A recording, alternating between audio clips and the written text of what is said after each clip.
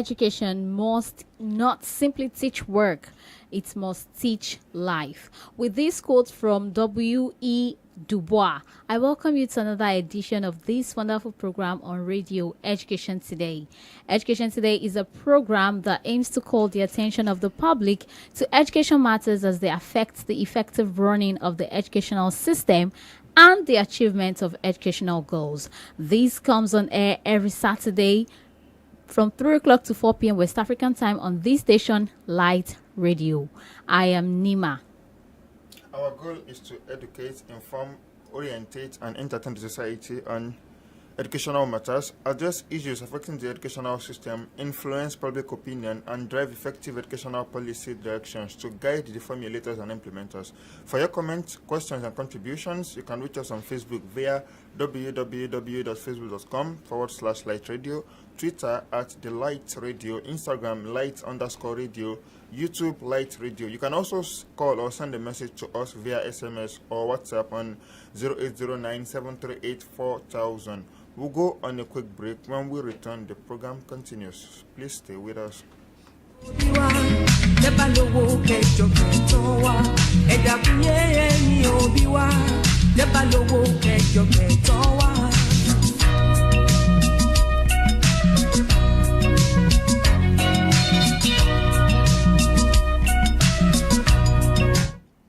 If you just joined in, you're listening to Education Today on Light Radio. We kick off with the new segment with Nima. Hello, Nima. Hello, good afternoon, Said. How are you? Fine, thank you. Hello, good afternoon, and welcome to the news on Education Today, reaching you live from Light Radio. I am Nima Ibrahim. First, the headlines. Federal government ASU meets to avert future industrial crisis. Tinubu approved 683 billion naira intervention fund for tertiary institutions. NUT directs primary school teachers to resume strike January 15th. And on the foreign scene, Biden administration considers new regulations on colleges to curb hidden fees. Now the details. The Minister of Labour and Employment, Barrister Nkiruka Oyejiocha, has engaged the leadership of the Academic Staff Union of Universities, ASU, to work out modalities for early resolution of industrial disputes before it snowballs into major crisis.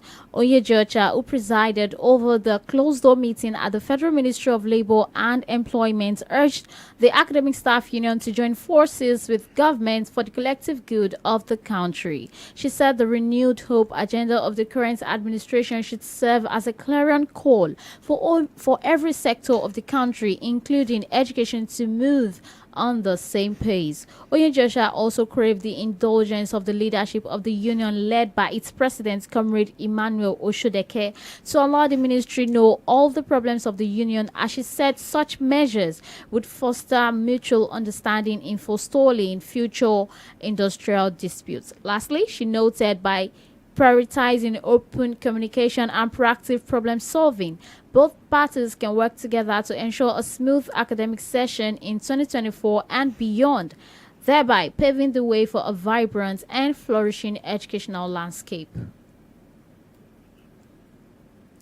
President Bola Ahmed Tinubu has approved the sum of 683 billion naira, 429 million, 268 million naira as the 2024 intervention funds for public tertiary education institutions in the country.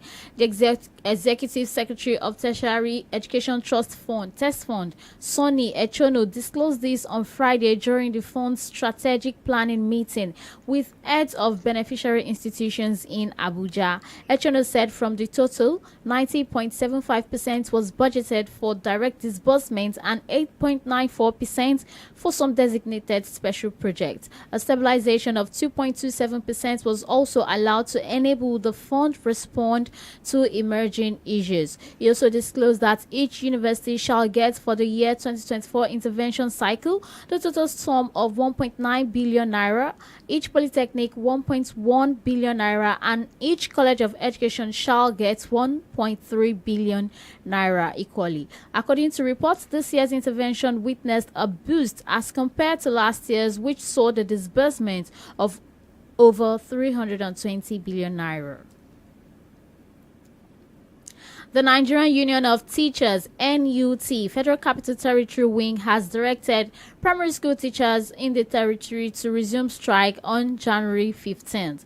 The union gave the directive in a communique issued at the end of an emergency meeting of the State Wing Standing Committee held in Abuja on Friday, as the communique was signed by State Chairman Mr. Abdullahi Shafas, State Secretary Ms. Margaret Jethro, and State Publicity Secretary Mr. Ibukun Adekeye. Recall that the primary school teachers had embarked on indefinite strike on September 11, 2023 over non-implementation of 40% peculiar allowance and payments of 25-month minimum wage arrears, among other issues, and which ended October 2nd, 2023, 6 weeks to allow for the resolution of the issues following the intervention of FCT Minister Mr. Nyesom Wike, who had set up a 6-man committee to look into the issues and recommend solutions. The teachers, however, expressed worry that the 6 weeks had elapsed since November 2023 with nothing positive achieved, even though the committee had submitted its report.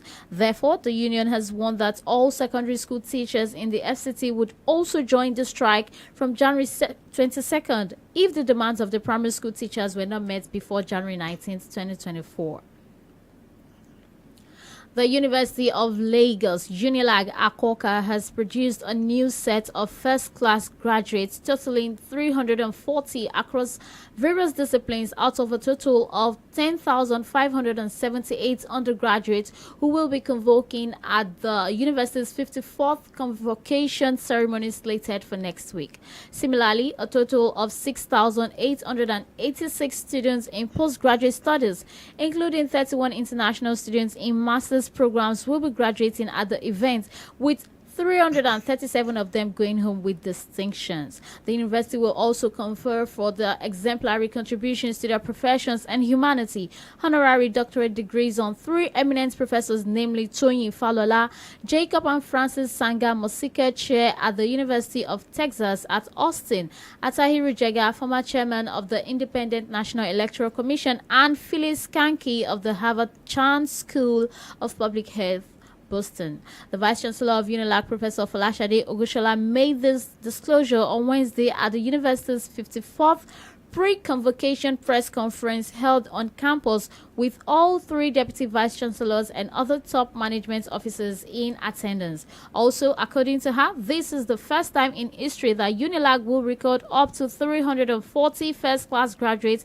in a single convocation event, with females comprising the larger number. Additionally, the university has seen 31 international students graduate, while its business school, functioning as an autonomous entity, produced its first set of graduates, totaling 62. Furthermore, David Oluwatomiwa Akomu from the Faculty of Engineering, who achieved a perfect score of 5.0 points, was named the overall best graduating student at the undergraduate level, while Ibrahim Abiodun Kadri from the Faculty of Management Sciences, with a CGPA of 4.94, emerged as the best graduating students in the humanities. She also disclosed that Aminat Olawumi Ige, a PhD mathematics student, won the overall Best PhD Thesis Award this year, while Isa Akonji Adedoku from the Law Faculty received the Best PhD Thesis Award in Humanities.